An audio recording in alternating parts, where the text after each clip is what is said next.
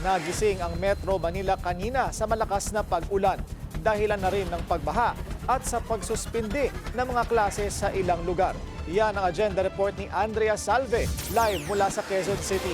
Andrea, kumusta na ang sitwasyon dyan? Willard, isa itong kinatatayuan ko dito sa Elliptical Road sa Quezon City ang binaha dahil sa ulan kaninang umaga. Umabot sa gutter deep ang tubig baha sa Maislo Circle sa Mandaluyong City. Sa kasagsagan niya ng yellow rainfall warning level na itinaas sa Metro Manila mula pa kaninang alauna ng madaling araw.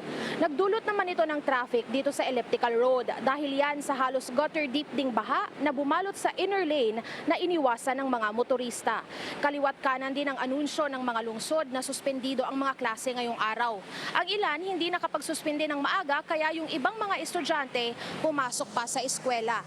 Maging sa labas ng Metro Manila dahil sa sama pa rin ng panahon, binahari ng mga karating probinsya.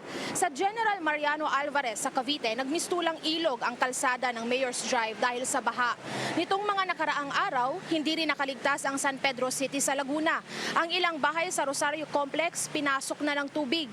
Sa huling abiso ng Pag-asa, nakataas pa rin ang yellow rainfall warning sa Bataan, Zambales, Pampanga, Bulacan at Metro Manila.